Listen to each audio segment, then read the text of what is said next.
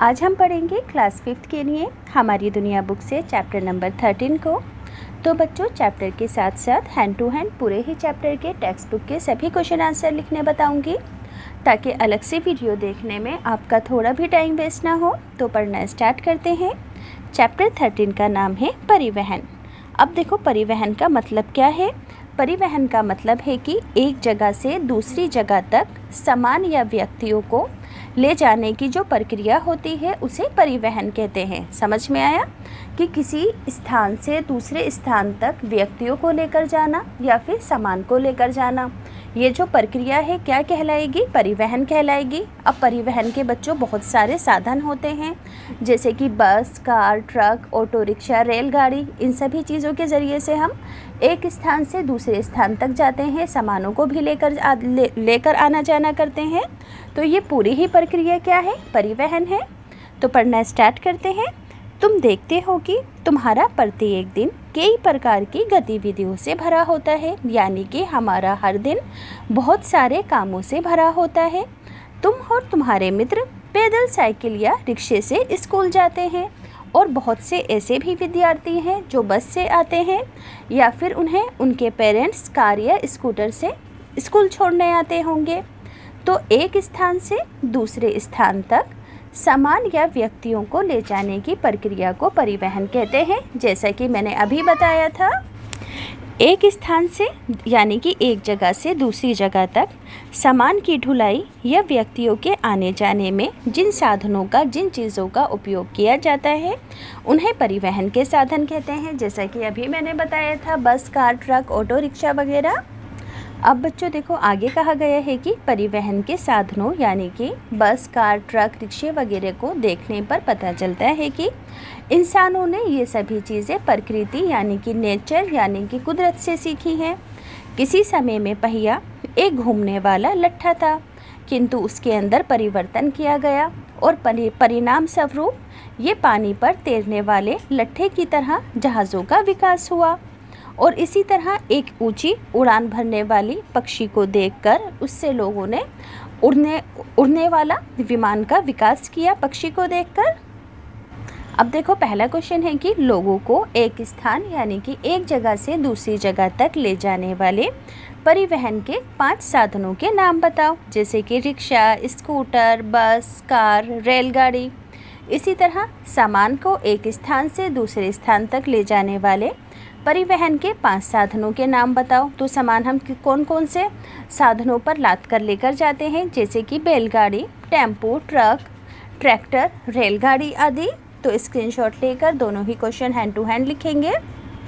अब देखो, प्राचीन काल यानी कि पहले के ज़माने में दूरियां यानी कि डिस्टेंस बहुत ज़्यादा लगता था, लेकिन आज ये दूरी मिनटों के अंदर सिमट गई है। अब रेलगाड़ी द्वारा हम दिल्ली से मुंबई जाने में लगभग 18 घंटे लगते हैं, और लगभग इसी समय में हवाई जहाज़ द्वारा भारत से संयुक्त राज्य अमेरिका हम पहुंच सकते हैं। तो परिवहन को और अधिक सरलता से जानने के लिए 3 भागों में बांटा जा सकता है। स्थल परिवहन का मतलब बच्चों, ज़मीन पर चलने वाले यातायात के साधन। जल परिवहन का मतलब है पानी में चलने वाले यातायात के साधन। वायु परिवहन का मतलब है कि हवा में चलने वाले यातायात के साधन। याद रहेंगे, स्थल परिवहन, जल परिवहन और वायु परिवहन। भूमि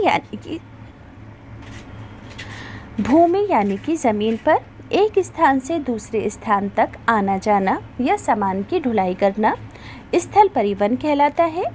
आप स्थल परिवहन के साधनों जैसे साइकिल, रिक्शा, कार, बस, रेलगाड़ी, मेट्रो, पाइपलाइन आदि प्रतिदिन को देखते होंगे। तो ये सभी साधन सड़क मार्ग अथवा रेल मार्ग पर उपयोग किए जाते हैं, क्योंकि ये सभी साधन ज़मीन पर चलते हैं। अगला है सड़क मार्ग। आदि मानव अपना सामान स्वयं ढोता था, जैसा कि इस पिक्चर के अंदर दिखाया है कि यानी कि जब शुरुआती दौर में इंसान अपने सामान को अपने आप ढोता था। तो बच्चों, आदि मानव ने अपने सामान को खींचने के लिए, ढोने के लिए, आसान बनाने के लिए क्या किया कि टहनियों के ऊपर सामान रखकर उसे ढोना शुरू कर दिया। ऐसा माना जाता है कि सबसे पहले इंसान ने कुत्तों को पालतू बनाया था। ठंडे देशों में रहने वाले लोगों ने शीघ्र ही कुत्तों को स्लेज खींचना सिखा दिया था। यानी कि बच्चों, कुत्तों के पीछे एक छोटा सा ठेला बांध दिया जाता था जिसके अंदर सामान रख दिया जाता था और कुत्ते सामान ढोने का काम करते थे।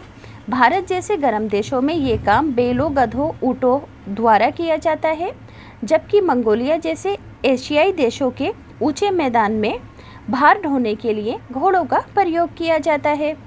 अब देखो यहाँ पे 2 क्वेश्चन है। परिवहन कितने प्रकार का होता है? अभी मैंने बताया था कि परिवहन के निम्न 3 प्रकार हैं: स्थल परिवहन, जल परिवहन और वायु परिवहन। इंपॉर्टेंट क्वेश्चन है, हैंड टू हैंड याद करके कॉपीज में लिख लेंगे। अगला क्वेश्चन है, मनुष्य ने कुत्तों को पहले पालतू क्यों बनाया होगा?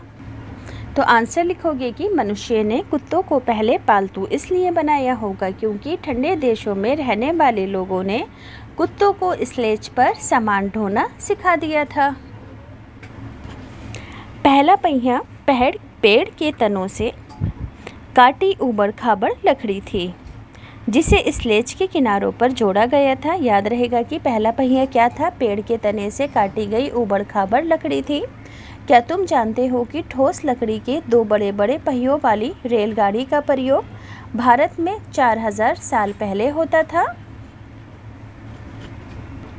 याद रहेगा कि आज से 4000 साल पहले लकड़ी के जो पहिए होते थे वो लकड़ी के ठोस बने होते थे और इनका प्रयोग बैलगाड़ी में होता था और बैलगाड़ी के अंदर 2 पहिए लगे होते हैं। बाद में इन लकड़ी के चक्रों के बीचों बीच एक छेद किया गया। इन्हें एक धुरी के दोनों ओर जोड़ा गया जिससे कि ये आसानी से चल सकते थे, घूम सकते थे। अधिक दूरी तय करने के लिए बड़े पहिए उपयुक्त थे क्योंकि इनसे ज़्यादा अधिक दूरी तय की जा सकती थी, परंतु इससे इनका भार भी अधिक हो गया था। मिस्र वासियों ने पहियों के बीच वाले ठोस भाग के स्थान पर लकड़ी की समझ में आए कि जैसे जैसे पहिए का साइज़ बड़ा करते गए वैसे वैसे क्या हुआ, पहिए का जो भार था वो भी अधिक होता गया। तो मिस्र वासियों ने क्या किया कि पहिए का जो बीच का ठोस भाग था उसके स्थान पर लकड़ी की। तो बच्चों, मिस्र के लोगों ने क्या किया कि तीलियों का प्रयोग करके इसको हल्का बना दिया। जैसे कि आज के ज़माने के पहिए होते हैं, ये चारों तरफ से ठोस नहीं होते हैं बल्कि इसके अंदर तीलियों का प्रयोग किया जाता है ताकि इनका वज़न कम रहे। अब बच्चों, जैसे ही धातु यानी कि मेटल की खोज हुई तो इससे अच्छे, बड़े और हल्के वज़न के पहिए बनने लगे। भारी गाड़ियाँ कीचड़ में जल्दी धंस जाती थीं। पहिए वाली गाड़ियों को ठोस भूमि की ज़रूरत थी। इसी वजह से बच्चों पक्की सड़कें बनाई गई ताकि भारी गाड़ियाँ मिट्टी के अंदर ना धंसें। पत्थरों के टुकड़ों को बिछाकर भारी रोलर से समतल बनाकर सड़क बनाई जाती थी। आजकल भी सड़कें बनाने के लिए आपने देखा होगा यही तरीका इस्तेमाल किया जाता है। रोलर को चलाया जाता है ताकि पूरी सड़क प्लेन हो जाए। भारत में लगभग 2000 साल पहले सम्राट अशोक के शासनकाल में यानी कि सम्राट अशोक के समय में एक लंबे राजमार्ग का यानी कि एक लंबे रास्ते का उपयोग होता था। ये राजमार्ग अफ़गानिस्तान से आज के पटना शहर तक था। करीब 500 साल पहले शेरशाह सूरी के शासनकाल में इसे सड़क का रूप दिया गया था। ये सड़क आज भी भारत की महत्वपूर्ण सड़क मानी जाती है और इस सड़क को बच्चों ग्रैंड ट्रंक रोड यानी कि GT रोड कहते हैं। पहले के ज़माने से मतलब बच्चों आज तक ये सड़क बनी हुई है और इस सड़क का क्या नाम है? Grand trunk road, short form में GT रोड कहते हैं। ये दिल्ली के कई भागों में से होकर गुजरती है ये सड़क। अब बच्चों, जैसे ही इंजन का आविष्कार हुआ तो उससे क्या हुआ कि सड़कों पर यातायात के साधनों की बहुत ज़्यादा तरक्की हुई। लगभग 120 साल पहले आधुनिक मोटर कार का आविष्कार हुआ था। इससे सड़क परिवहन के तीव्र साधनों का युग आ गया था। यानी कि जब बच्चों इंजन बन गया, मशीन के ज़रिए परिवहन के साधन चलने लगे तो इससे परिवहन के साधनों में सबसे ज़्यादा उन्नति हुई इंजन के ज़रिए से। टेक्स्ट बुक के 3 क्वेश्चन हैं। पहला क्वेश्चन है कि पहिए का आविष्कार कब हुआ? तो क्या लिखोगे? पहिए का आविष्कार सुमेर वासियों ने लगभग 5000 वर्ष पहले किया था। भारत में लकड़ी के बड़े पहिए वाली बैलगाड़ी का प्रयोग कब होता था?